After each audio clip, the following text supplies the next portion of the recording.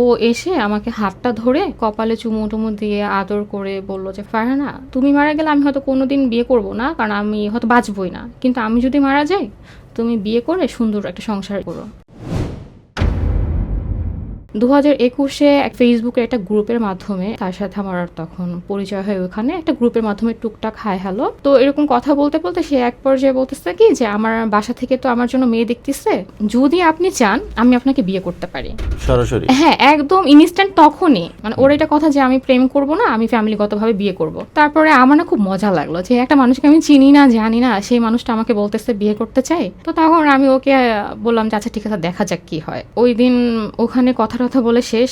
পরের দিন হঠাৎ করে সে আমাকে বলতেছে কি যে আচ্ছা আপনার আম্মু কোথায়। আমি বললাম আম্মু তো আমার পাশে। তখন সে বলে কি আমার মা আপনার মায়ের সাথে কথা বলবে। অ্যান্ড আই ওয়াজ সারপ্রাইজ যে এত ফাস্ট কেন, আমি তো আম্মুর সাথে খুব ফ্রি। তখন আমি আম্মুকে বললাম যে আম্মু একটা আন্টি তোমার সাথে কথা বলতে চায়, আমার একটু কথা বলে দেখো। তো সে ভিডিও কল দেয়, আমি আর ভিডিও কলে না যেয়ে ডিরেক্ট আম্মুকে ফোনটা দিই। দেওয়ার পরে ও শুরুতে আম্মুকে বলে কি যে আন্টি দেখেন আমার চেহারাটা আসলেই এরকম, আমি এই চেহারা নিয়ে আপনার মেয়েকে বিয়ে করতে চাই।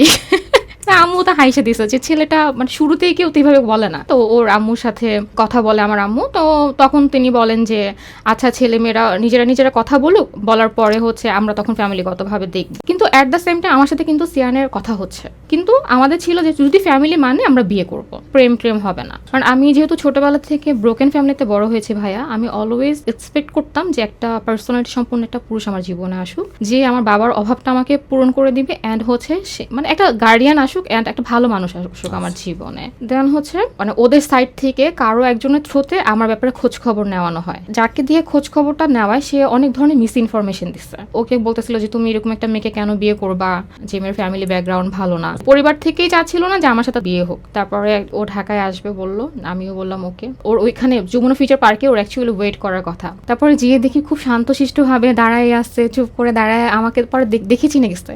তারপরে ওখানে দাঁড়ায় কি অবস্থা, কেমন আছো, কি করছো, এই ধরনের কথা বলে তারপর আমরা রেস্টুরেন্টে বসি, দুজন একটু কথা বলি। যথেষ্ট ভালো মানুষ মনে হয়েছে আমার কাছে। তারপরে সে আমাকে একটা কথা বলে যে ফারহানা, আমি এতদিন কনফিউজ ছিলাম কি করব না করব, মানে তোমার ব্যাপারে আমি আসলে কনফিউজ ছিলাম, কিন্তু আজকে আমার মাথা পুরো ক্লিয়ার। আমি আসলে যদি বিয়ে করি আমি তোমাকেই করব, তোমার মতন অন্য কেউ হইলে হবে না, আমার তোমাকেই লাগবে। তারপরে আমি ওখান থেকে বাসায় চলে যাই। তারপরের দিন সে হঠাৎ করে আমাকে বলে কি আমি তোমার বাসার নিচে আসি, আমি তোমার বাসায় তোমার ভাইয়ের সাথে কথা বলবো। হঠাৎ আমাকে কিন্তু জানায়ও নাই। তখন ভাইয়া বলে আচ্ছা আসতে বলো। পরে ও উপরে আসলো, ঘরে ঢুকেই আমার ভাইয়ার হাত দুইটা হাত দিয়ে জোর করে ধরে ভাইয়াকে বলতেছে যে ভাইয়া আমি আপনার ছোট বোনকে বিয়ে করতে চাই। তখন আমার ভাইয়া বলে কি যে তোমার তো ফ্যামিলি আছে না, বল কি হ্যাঁ, বলে কি তুমি তোমার ফ্যামিলিকে নিয়ে আসো, আমরা তখন কথা বলবো। চিটাগং ব্যাক করার পরে সে হচ্ছে ওর মাকে বলে যে তোমরা যে ধরনের ইনফরমেশনগুলো আমাকে দিছো, আমি তো ওর বাসায়ও গেছিলাম, ওর অফিসেও গেছিলাম, সবগুলো মিথ্যা ইনফরমেশন। ওর ফ্যামিলি ব্যাকগ্রাউন্ড আমি দেখে আসছি, ওর ফ্যামিলির মানুষজন যথেষ্ট পোলাইট, যথেষ্ট ভদ্র, আর ও অনেক ভালো, আমি ওকেই বিয়ে করব। তারপরে যখন উনিও দেখে যে ছেলেকে কোনোভাবেই আসলে ফেরানো সম্ভব হচ্ছে না, তারপরে আরও রিলেটিভরাও বলতেছে, সবাই বলতেছে যে আচ্ছা ঠিক আছে, চাচ্ছে যখন জোড়া তো আল্লাহ লিখে পাঠায়, তাহলে ভাবি দিয়ে দেন বিয়ে। তারপরে আসলো, কথা বলে ফিক্সড করে ফেললো যে নেক্সট ফ্রাইডেতেই বিয়ে। এরপরে 15 তারিখ আমার বিয়েটা হয়। শাশুড়ি তখন আমাকে বললেন যে এতদিন তোমার সাথে যা হয়েছে, আজকের থেকে তুমিও ভুলে যাবা, আমিও ভুলে যাব, আমাদের সম্পর্কটা যেন সুন্দর হয়। বিয়ে হওয়ার পর আমার কাছে মনে হয় যে একটা ম্যাজিক কাজ করলো আমার, যে আমার কাছে মনে হচ্ছিল যে এই মানুষের ছাড়া আমার দুনিয়াতে কেউ নাই, ও আমার জীবনের সব। ওকে আমি মানে আমার কাছে মনে হচ্ছে যে অদ্ভুত একটা ফিলিং কাজ করলো তখন। অ্যান্ড আমাকে যখন ওর পাশে নিয়ে বসানো হচ্ছে, ও তখন বুকে হাত দিয়ে মানে ফিদা হয়ে যাওয়ার মতন একটা দেখাচ্ছে যে একদম সে ফিদা হয়ে যাচ্ছে এরকম। তারপরে যাই হোক আমাদের বিয়েটা হলো সুন্দর মতো, আলহামদুলিল্লাহ, কোনো ঝামেলা টামেলা ছাড়া। অ্যান্ড আমার বিয়ের দিন রাতে সিয়ান আমাকে একটা কথা বলে যে ফারহানা, আমি জানি আমার মার দিক থেকে তুমি অনেক কষ্ট পাইছো বা অনেক কিছু শুনছো তুমি, কিন্তু আমি তোমাকে রিকোয়েস্ট করবো যে তুমি সব কিছু ভুলে যাও। আমার জীবনে তোমরা দুইটা নারী অনেক গুরুত্বপূর্ণ, এক হচ্ছে আমার মা, এক হচ্ছে তুমি। আমি কাউকে ছাড়া জীবনে ভালো থাকতে পারবো না। তোমাদের মধ্যে যদি সুসম্পর্ক না থাকে তখন আমার তখন মরে যেতে ইচ্ছা করবে, আমার তখন বাঁচতে ইচ্ছা করবে না এরকম। তখন আমি ওকে ওয়াদা করি আমি যেভাবেই হোক আমি তোমার মায়ের প্রিয় বউ হয়ে উঠবো। তারপর আমাকে উঠায় নিয়ে যাওয়ার পরে আমার তখন একটাই টেন্ডেন্সি যে আমি কিভাবে আমার শাশুড়ি মন জয় করবো। তো সারাক্ষণ আমি তার সাথে সাথে থাকতাম, তার সাথে গল্প করতাম এরকম। এবং আমি দেখলাম বিয়ের পরে দেখলাম যে মানুষটা অনেকটাই অন্যরকম, আগের মতো না। সে আমাকে অনেক আদর করছে, ভালোবাসছে এরকম। পরে আমি খুব সিভিয়ার অসুস্থ হয়ে যাই। তখন হচ্ছে আমার জ্বর 102 থেকে 103 থাকতো, আর সারাদিন শুধু আমার বমি হতো। এরপর আমি দেখলাম এই মানুষটা আমাকে মায়ের মতন ভালোবাসতেছে, আমাকে মুখে তুলে খাওয়াচ্ছে।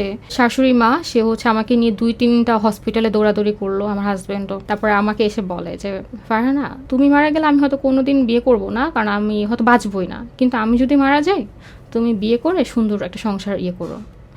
আর প্রায় ও একটা কথা বলতো যে দেবো তোমার আগে আমি মারা যাব, আমি তোমার বিচ্ছেদ নিতে পারবো না, আমি তোমার আগে আমি মারা যাব। এটা আমি, ও নাকি নামাজ পড়ে এটাই দোয়া করতো যে মানে আমার আগে যেন আল্লাহকে নিয়ে যায়। তারপরে তখন আমি যখন একটু সুস্থ হওয়া শুরু করলাম, একদিন ও এসে আমাকে হাতটা ধরে বসালো, কপালে চুমু টুমু দিয়ে আদর করে বললো যে ফারহানা গেটটা আটকাও, আমি চলে যাচ্ছি। তারপরে হচ্ছে ও যখন চলে গেল, ও চলে যাওয়ার পরে না আমি তখন শুয়েছিলাম, কিন্তু হঠাৎ করে বিকেলে বা সন্ধ্যার থেকে আমার ভিতরে একটা অস্থিরতা কাজ করতেছে, ভাল লাগতেছে না কি করব। এরপর আমি একটু শুয়েছিলাম, তারপর আমার হঠাৎ করে না মাথায় কেমন জানি খুব কবর ওয়ার্ডটা খুব ভাসতেছে। কেন ভাসতেছে আমি জানি না, খুব হাসতেছে। এরপর ভাই আমি ওই যে হুমায়ুন আহমেদের জিন্দা কবর নাটকটা আছে না, বসে বসে ওটাও দেখলাম। দেখার পরে আঙ্কেল ফোন দিলেন, উনিও কোর্টে জব করতেন। ফোন দিয়ে আমার শাশুড়িকে বললেন জিয়ানের একটা অ্যাক্সিডেন্ট হয়েছে, ওকে হসপিটালে নেওয়া হচ্ছে, তোমরা যাও। এই কথা বলার পরে আমার শাশুড়ি জোর একটা চিৎকার দিয়ে নিচে বসে পড়ছে। তো বসে পড়ার পরে আমি আম্মুকে বলতেছি কি যে আম্মু কি হয়েছে, বলে কি সিয়ান একটা অ্যাক্সিডেন্ট করছে। তখন আমি বলতেছি যে না আম্মু, ওর কিছু হয় নাই, আপনি এগুলো কিছু হয় নাই, চলেন আমরা যাই। একটু আগেও যে মানুষটা আমি সোজা হয়ে দাঁড়াইতে পারতেছি না, হাঁটতে পারি না, আমার মেরুদণ্ডে এত ব্যথা, সেই মানুষ আমি ঠান্ডার মধ্যে আমি খালি পায়ে দৌড়াচ্ছি।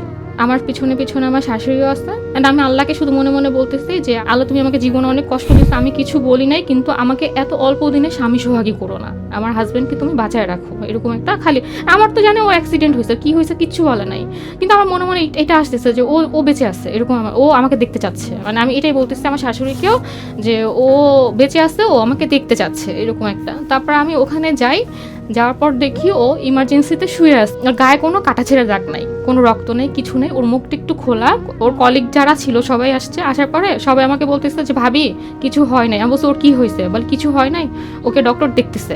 তো ওই কথা বলাতে আমি তো জানি ও বেঁচে, কিন্তু আমার কিছু একটা হয়, আমি তখন সেন্সলেস হয়ে পড়ে যাই। যখন আমার জ্ঞান ফিরে তখন আমার নাকের ভিতরে পাইপটাই ঢোকানো, আমি একটা কেবিনে শুয়ে আছি। তো আমাকে ডক্টর দেখতেছে। তো দেখার পরে আমার যখন একটু সেন্স আসছে, তখন পাশ থেকে একটা নার্স বলতেছে যে উনি তো নাই, ওনাকে যখন আনছে তখনই তো উনি মারা গেছে, উনি তো অন স্পট ডেড, উনি নাই।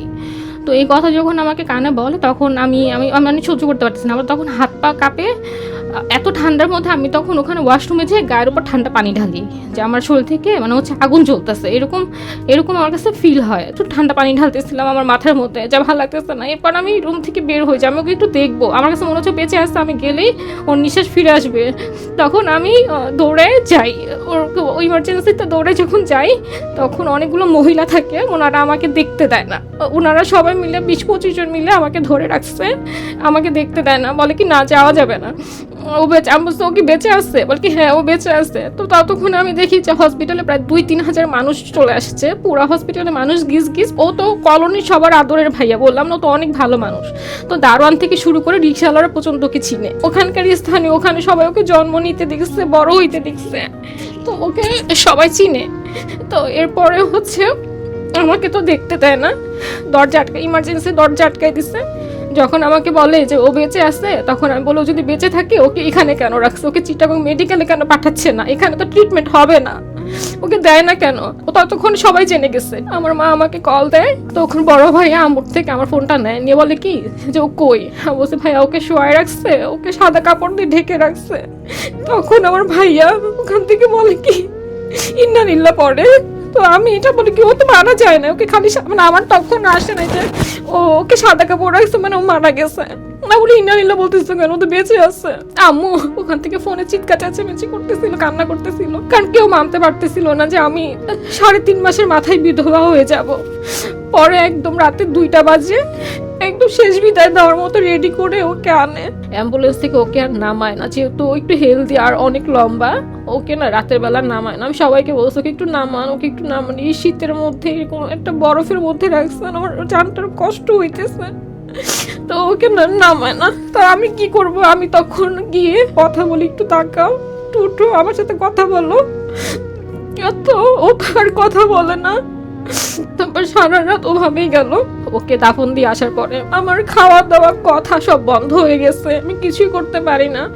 আমার শাশুড়ি আমাকে অনেকটা, মানে তখনও ওনার যে ছেলে হারাই গেছে, ওনার ছেলে যে চলে গেছে, উনি ওই শোক বাদ দিয়ে উনি বলতেছে যে চলে গেছে গেছে, যে এটা বেঁচে আছে আমার তো ওরে বাঁচাইতে হবে।